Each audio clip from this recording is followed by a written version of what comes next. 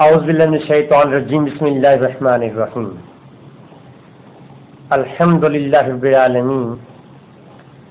صدق اللہ العظیم نہایت واجب الاحترام سامعین جی احتشام،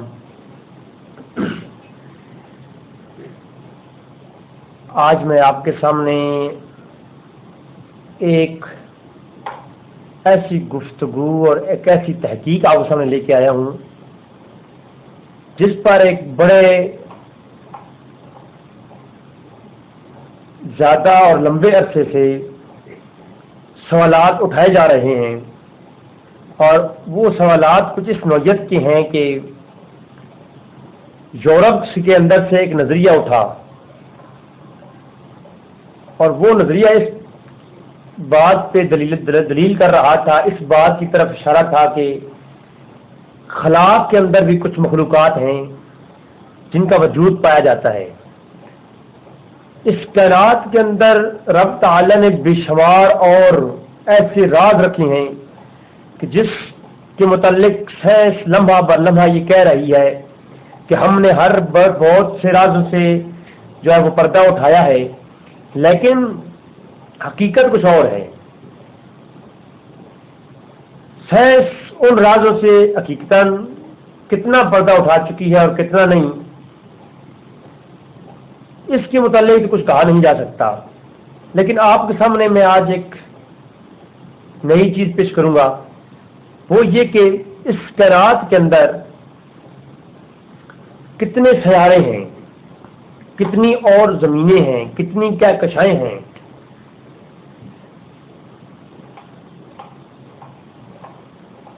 اور ان پر کیسی کیسی مخلوقات ہیں بھی یا نہیں، مختلف سوالات ہیں۔ گزشتہ کچھ سالوں سے ایلینز کے نام سے ایک مخلوق جو کہ خلائی مخلوق کا جو ہے وہ ایک تصور قائم کیا جا رہا ہے کہ ایلینز ایک خلائی جو ہے مخلوق ہے، اور اس کے متعلق بہت سارے شک و شبہات جو ہے وہ موجود ہیں کہ وہ ہے بھی یا نہیں ہے، کہ باؤ سنگل ملا ہے، اس متعلق بہت سارے۔ اب اگر یہ نظریہ یورپ سے آیا ہے تو کچھ دیر کے لیے جو مسلمان ہیں یہ سوچنا چھوڑ دیں کہ یہ یورپ سے آیا ہے۔ قرآن کریم کی طرف اگر وہ دیکھیں تو بہت ساری ایسی تعبیرات ہیں قرآن کریم کی آیات کریمہ کے اندر جو کہ اس زمین کے علاوہ اور آسمان کی مخلوقات کے علاوہ بھی کچھ مخلوقات کی طرف اشارہ کرتی ہیں۔ اور ویسے بھی یہ جو ہماری کائنات ہے، یہ ساری کائنات، کل کائنات کا جو معلوم ہو چکا ہے ابھی تک، اس کل کائنات کا جو حصہ ابھی تک معلوم ہو چکا ہے، سائنسدانوں نے اخذ کیا ہے، وہ کل کائنات کا 5% ہے، یعنی 95% ابھی بھی کائنات لاپتہ ہے جس کے بارے میں انسان معلوم نہیں کر سکا، صحیح حاصل نہیں کر سکا۔ اور کل کائنات کا جتنا حصہ ابھی تک ہم جو ہے وہ تحقیقات ہو چکی ہیں، سامنے آ چکا ہے، وہ کتنا حصہ ہے؟ وہ کل کائنات کا صرف 5% ہے۔ اب ایک اور جو ہے یہاں پر سوچنے کا امر ہے کہ کل کائنات کا جو حصہ ہمیں 5% معلوم ہوا ہے، اس کی حقیقت یہ ہے کہ اس کا جو آخری کنارہ ہے، ابھی تحقیقات جاری ہے اور آخری کنارے جہاں تک ابھی پہنچے ہیں، یعنی 5% جتنا بھی ہمیں معلوم ہوا ہے، اس کا جو آخری کنارہ ہے وہ ہے 46.5 ارب نوری سال کے سفر کے جو ہے فاصلے پر مشتمل ہے، یعنی 46.5 ارب نوری سال اگر سفر کیا جائے تب جا کے جو 5% کائنات ہمیں معلوم ہے اس کا کنارے پر ہم پہنچتے ہیں۔ اس سے آگے 95% جو ہے اس کا تو ہمیں علم ہی نہیں ہے نا۔ یعنی آپ اندازہ کریں کہ نوری سال، اب نوری سال کیا ہوتا ہے؟ روشنی ایک سال کے اندر جتنا سفر طے کرتی ہے اس کو ایک نوری سال کہتے ہیں، اور روشنی کی جو رفتار ہے وہ 86,000 فی گھنٹہ میل ہے۔ ایک گھنٹے میں 86,000 میل سفر طے کرتی ہے یہ جو روشنی کی رفتار ہے، ٹھیک ہے، 86,000 میل پر آور کی رفتار سے روشنی سفر کرتی ہے۔ تو روشنی کی جو اتنی تیز رفتار یہ ایک سال سفر کرے تو ایک نوری سال بنتا ہے، اور 46.5 ارب نوری سال کو جمع کیا جائے اور روشنی سفر کرتی رہے 46.5 نوری سال اگر روشنی سفر کرتی رہے تب جا کے جو 5% کائنات ہمیں معلوم ہے اس کا شرح ملتا ہے، اور اس سے آگے جو 95% ہے وہاں تک سائنسدان ابھی تک کوشش کر رہے ہیں آگے جاننے کو نہیں جان پائے۔ یہ بھی ایک اندازہ ہے کہ 5% معلوم ہوئی ہے۔ تو اب سوچنے کی ایک امر ہے، ایک بات سوچنا چاہیے، اس پہ سوچنے کا امر یہ ہے، کیا یہ جو 5% کائنات ہے اس کے اندر ہزاروں ملکی وے سیارے ہیں، ستارے ہیں، زمینیں ہیں، کروڑوں کہکشائیں ہیں، 5% جو یہ کائنات ہے اس کے اندر 60 کروڑ کی لگ بھگ جو ہے وہ زمینیں موجود ہیں، کہکشائیں موجود ہیں،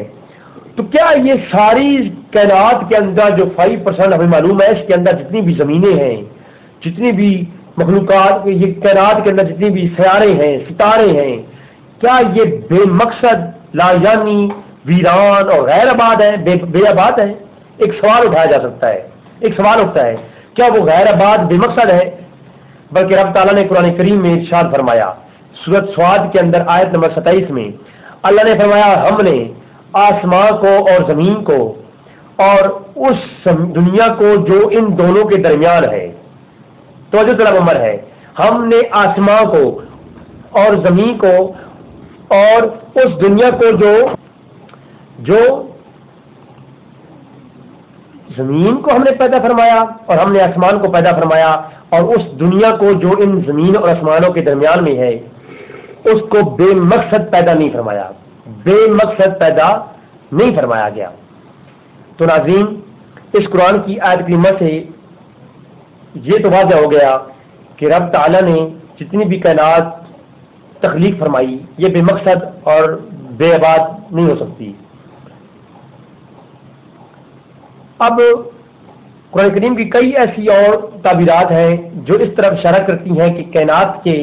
مختلف جو اور کائنات کی زمینیں ہیں، جو سیارے ہیں، ان کے اندر بھی مخلوقات پائی جاتی ہیں۔ اس طرف کئی ایک تعبیرات ہیں، میں بس وہی پیش کروں گا، کوئی اپنی طرف سے فالتو بات نہیں، اگر اس میں کوئی عالم علماء جو ہے وہ رہنمائی کرنا چاہے تو ضرور کریں میری۔ سورۃ فاتحہ کے اندر قرآن کریم کے آغاز میں رب تعالیٰ نے ارشاد فرمایا الحمدللہ رب العالمین، کہ میں تمام تعریفیں اللہ کے لیے ہیں جو تمام جہانوں کا پالنے والا ہے، جہانوں کا، تمام جہانوں کا رب ہے۔ تو اب تمام جہانوں میں کیا تمام ملکی وے کائنات کی تمام تر زمینیں نہیں آتی؟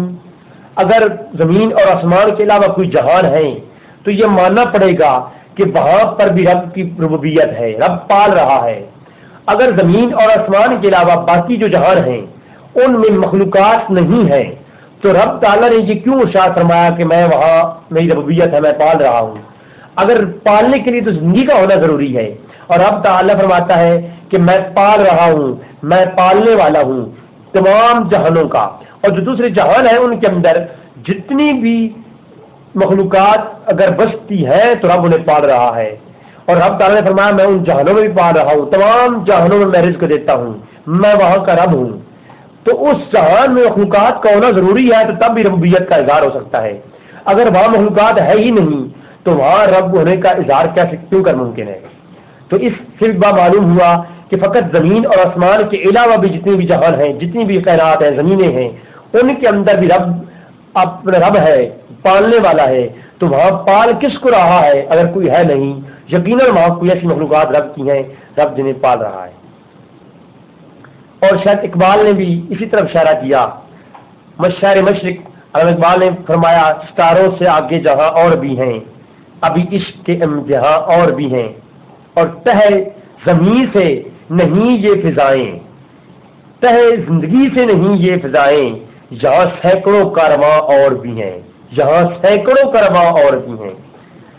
تو آسمان اور زمین میں اللہ تعالیٰ نے ایک اور جگہ پہ اعلان فرمایا، ارشاد فرمایا آسمان اور زمین میں جتنے بھی لوگ ہیں سب اسی سے مانگتے ہیں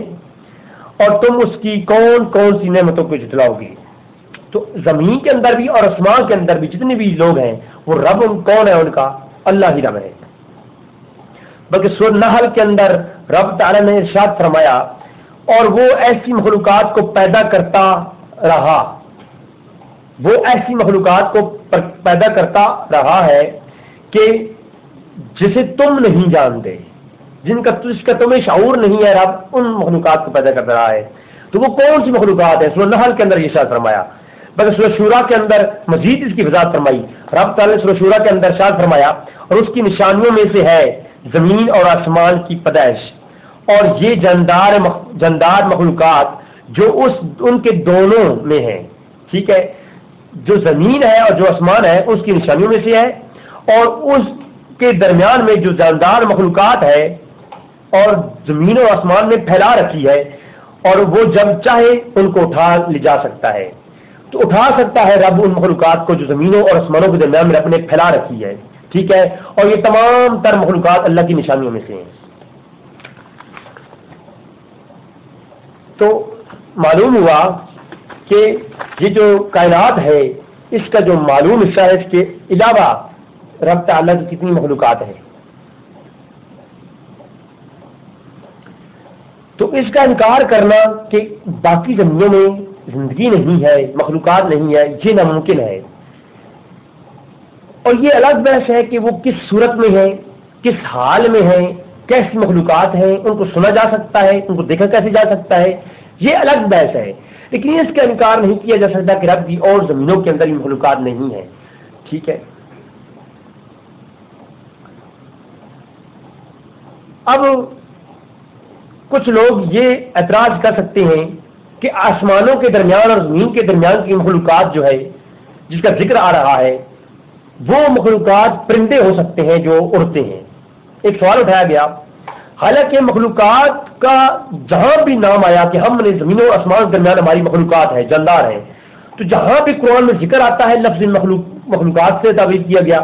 لیکن جب پرندوں کی بات آئی تو مخلوقات کا ذکر الگ کیا اور پرندوں کا ذکر الگ کیا۔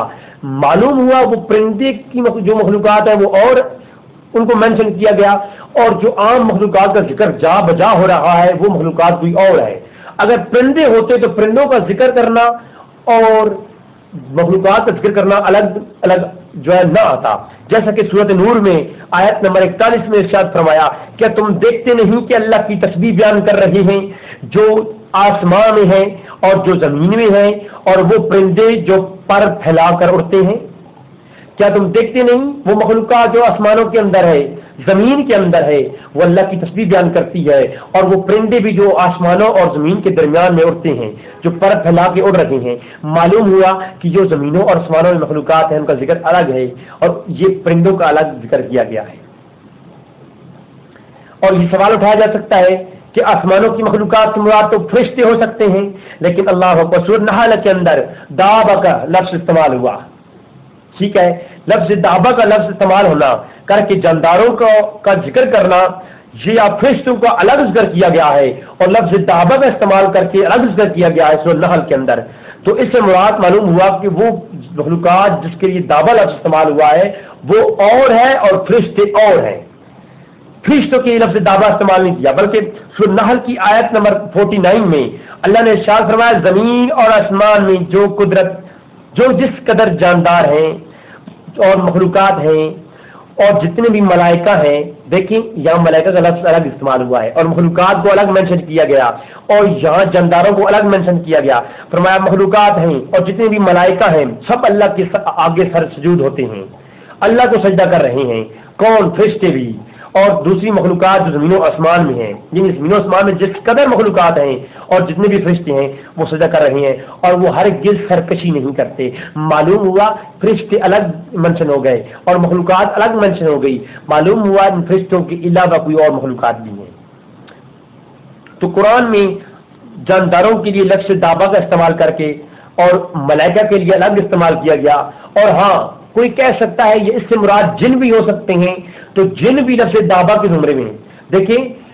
جن جو ہے ان کا مادہ نور نہیں ہے، وہ ان کا مادہ آگ ہے، وہ آگ سے پیدا کیے گئے ہیں۔ اللہ اکبر۔ تو یہاں پر یہ بھی سوچنے کا عمل ہے۔ سورۃ نمل کی آیت نمبر 65 کے اندر 65 میں ارشاد فرمایا، ان سے کہو کہ اللہ کے سوا آسمانوں میں اور زمینوں میں جو کچھ ہے کوئی غیب کا علم نہیں رکھتا۔ اللہ کے سوا آسمانوں کا اور زمینوں کا کوئی غیب کا علم نہیں رکھتا، اور وہ یہ بھی نہیں جانتے کہ وہ کب اٹھائے جائیں گے۔ اللہ ارشاد فرما رہا ہے زمینوں آسمانوں میں کئی چیزیں ایسی غائب ہیں، کئی چیزیں ایسی غائب ہے، پوشیدہ ہے، جو اللہ ہی جانتا ہے، اللہ کے علاوہ کوئی غیب کا علم نہیں رکھتا۔ اور یہ عام انسانوں کو خطاب ہے، یہاں انبیاء کو خطاب نہیں ہے۔ اب کوئی کہہ سکتا ہے یا اس سے مراد یہ ہے کہ نبی کو بھی غیب کا علم نہیں ہے، لیکن یہاں تو بلکہ میں نے پہلے عرض کی عالمین کے اندر اللہ کی ربوبیت ہے، الحمدللہ رب العالمین، پورے عالمین کے اندر جس عالمین کا علم اللہ رکھتا ہے اور اللہ وہاں رب ہے، وہاں فرمایا وما ارسلناک الا رحمۃ للعالمین، کہ جہاں چاہ محبوب میں رب ہوں وہاں تو رحمت ہے، جہاں جہاں میری ربوبیت ہے وہاں تیری رحمانیت ہے، تو وہاں رحم ہے جہاں میں رب ہوں۔ تو جہاں رب کی ربوبیت ہے رب کو وہاں کا علم ہونا ضروری ہے، تبھی وہ رب ہو سکتا ہے، جہاں اس کا علم ہو وہاں کا علم ہونا ضروری ہے، اور جہاں رحمت کوئی کر رہا ہو وہاں کا علم ہونا بھی ضروری ہے۔ اگر کسی اور عالم پر جہاں انسان کی رسائی نہیں ہے، مخلوقات ہیں اور رب وہاں رب ہے، وہاں میرا اللہ رب ہے، تو وہاں میرے نبی رحم بھی ہے۔ جو عالمین کو مینشن نہیں کیا گیا، کوئی کم عالمین نہیں، جن عالمین کا رب ہے اللہ رب ہے، وہ ان عالمین کا نبی رحمت کے عمر میں آتا ہے، نبی کی رحمت ہے۔ دیکھیے عالمین دونوں ان کا وجود یکساں ہے، ان کا وجود یکساں ہے، وجود جدا ہے، ایک رب ہے ایک رحم ہے، دونوں کے وجود جدا ہے، وجود یکساں ہے، ٹھیک ہے۔ تو فرمایا اے نبی، یہاں انبیاء کو خطاب نہیں عوام کو نہ خطاب ہے، فرمایا اے لوگوں زمینوں اور آسمانوں کے اندر جو کچھ بھی ہے غیب کا علم اللہ ہی رکھتا ہے، اور تم کب نہیں جانتے تم کب اٹھا جاؤ گے۔ بلکہ سورت مریم کی آیت نمبر 93 اور 95 تک فرمایا جو کچھ آسمان اور زمین میں ہے اور ان میں سے ایسا کوئی نہیں جو کہ رحمان کا بندہ بن کر نہ آئے، اور اس نے ان کو شمار کر رکھا ہے، اور سب قیامت کے روز فردن اللہ کی برگاہ میں پیش کیے جائیں گے۔ اللہ فرماتا ہے زمینوں آسمان میں جو کوئی بھی ہے وہ رحمان کا بندہ ہے، اور وہ اللہ کی ہاں جو ہے بندہ بن کر آئے گا، اللہ کا بندہ بن کے آئے گا، عبد بن کے آئے گا، اور اللہ کے ہاں شمار کیا جائے گا، اللہ کی شمار میں ہے اور اللہ کے ہاں پیش کیا جائے گا فردن۔ تو اس کے علاوہ بھی ناظرین میں آخری بات عرض کرتا ہوں کہ سائنس نے بھی کافی تحقیقات کی ہیں، ظاہر کے اندر بھی ایسی کچھ واقعات پیش آئے، جیسا کہ آج کچھ عرصہ پہلے ایک باؤ سگنل کے نام سے ایک سگنل جو موصول ہوا تھا اس دنیا پر، تو وہ کہتی ہیں کسی اور مخلوق نے کسی اور زمین سے ہماری زمین پر ایک سگنل بھیجا تھا، جسے باؤ سگنل کا نام دیا جاتا ہے، آپ نیٹ پہ جا کے سرچ کر سکتے ہیں۔ تو وہ کسی اور دنیا سے ہماری دنیا پر ایک سگنل آنا اس بات کی دلیل ہے کہ اتنی بڑی کہکشاؤں کے اندر، جس کے اندر 60 کروڑ اور ہیں، تو اس کسی اور کہکشاؤں کے اندر بھی کوئی مخلوق تو ہے جس نے ہماری طرف کوئی سگنل بھیجا ہے۔ تو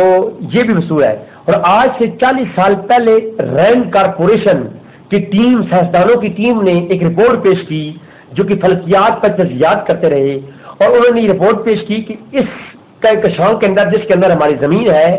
اس میں 60 کروڑ ایسے سیارے پائے جاتے ہیں، ایسی زمینیں پائی جاتی ہیں جن کے اوپر حالات، واقعات، موسم سب کچھ ہماری زمین کی جیسا ہے۔